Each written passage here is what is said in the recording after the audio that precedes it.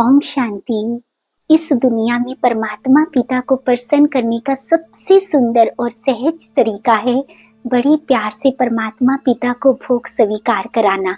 वास्तव में परमात्मा पिता के लिए कहा गया है कि वो भले दाता है, वो पूरी दुनिया का मालिक है, वो सर्वशक्तिवान है, परंतु एक चीज का वो भी भूखा है और वो है भोग का। वास्तव में ये शब्द परमात्मा पिता के लिए शोभा तो नहीं देते हैं, परंतु फिर भी ये बात कही गई है कि अगर परमात्मा पिता भी किसी चीज का भूखा है तो वो है भोग का। सच में भोग की कितनी ना अधिक महत्ता है।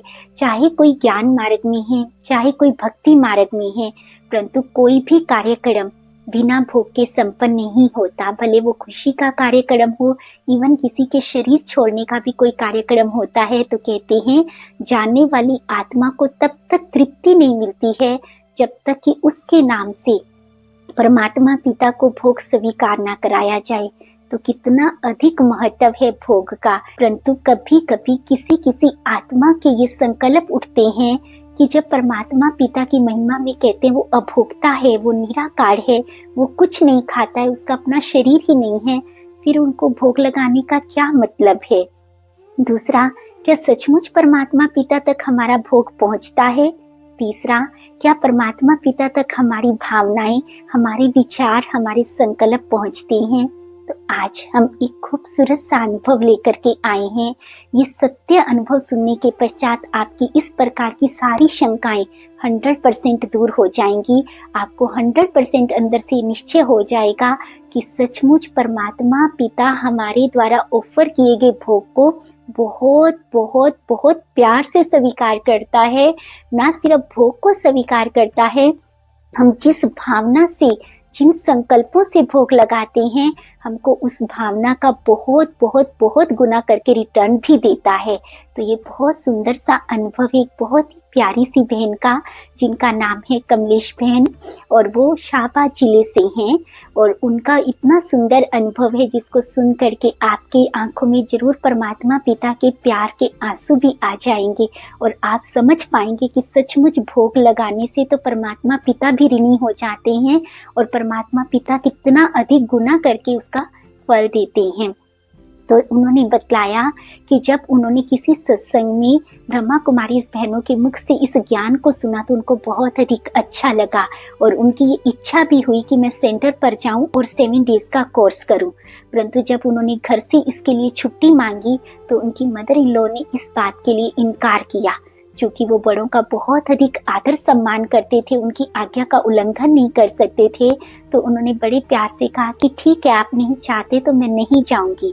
परंतु कहते हैं ना कि जिस आत्मा को परमात्मा पिता बुलाए तो वो कैसे रह सकता है। तो उनको बार बार वही बातें याद आती थी और उनको ऐसे लगता था जैसे सचमुच परमात्मा पिता बाहें खोल करके मुझे बुला रहा है।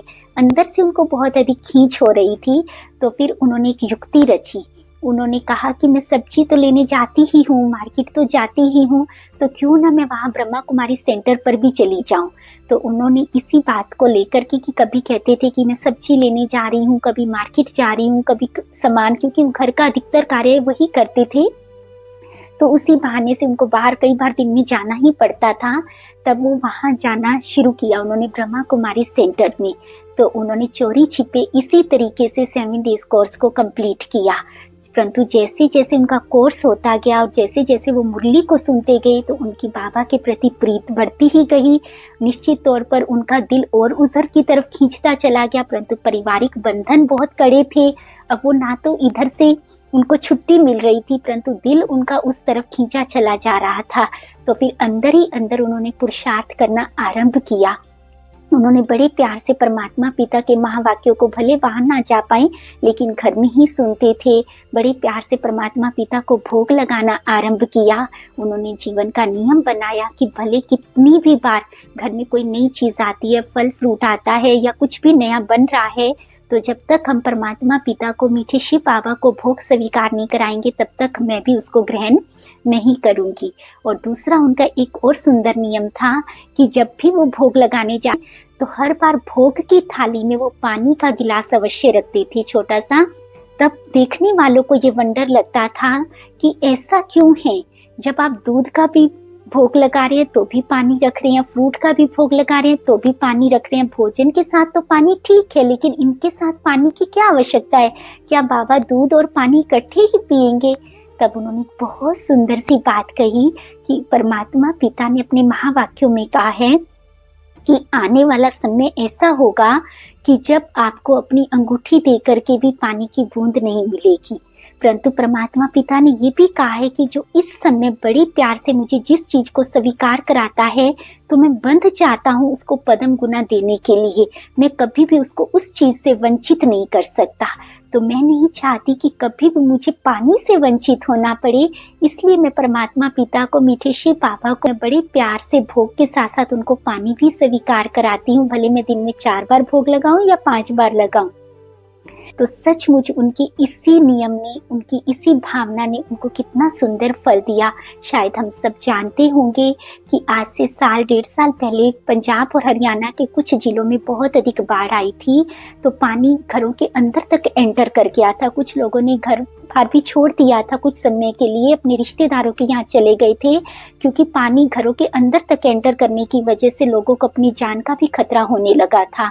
तो बहुत सारे परिवार तो शाहबाद जिले को छोड़ करके भी चले गए थे। परंतु सबसे वंडरफुल बात क्या हुई, जब उनके मोहल्ले में हर घर के अंदर पानी था। लगभग 2-2.5 फुट पानी जरूर रहा होगा, इससे ज्यादा भी हो सकता है। उनके फ्रिज तक आधे से ज्यादा डूब गए थे, उनका पूरा फर्नीचर भी डूबा हुआ था सभी घरों में।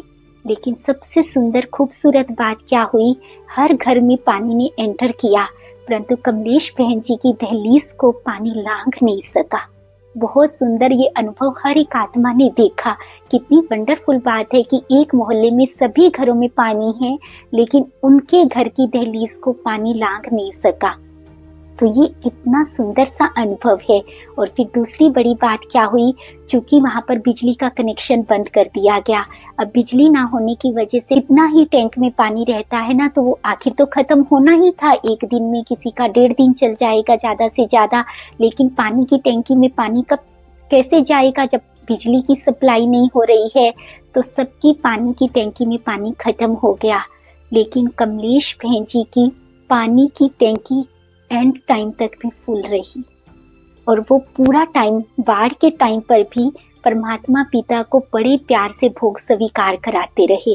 और सबसे सुंदर बात ये थी कि उनके घर से बाकी लोग भी पानी लेकर के गए, परंतु उनके पानी का टैंक में से पानी खत्म नहीं हुआ। तो सचमुच जब हम जिस भावना से परमात्मा पिता को भोग स्वीकार कराते हैं, वो हमारी भावनाएं, हमारा एक एक संकल्प उस तक 100% पहुंचता है। ये कोई कहानी नहीं है, ये बिल्कुल सत्य अनुभव है। हर आत्मा जिस भावना से, जितने प्यार और शिद्दत के साथ उसको भोग स्वीकार कराती है, तो उतने ही पदम गुना करके परमात्मा पिता उसका फल, उसका रिटर्न देता है।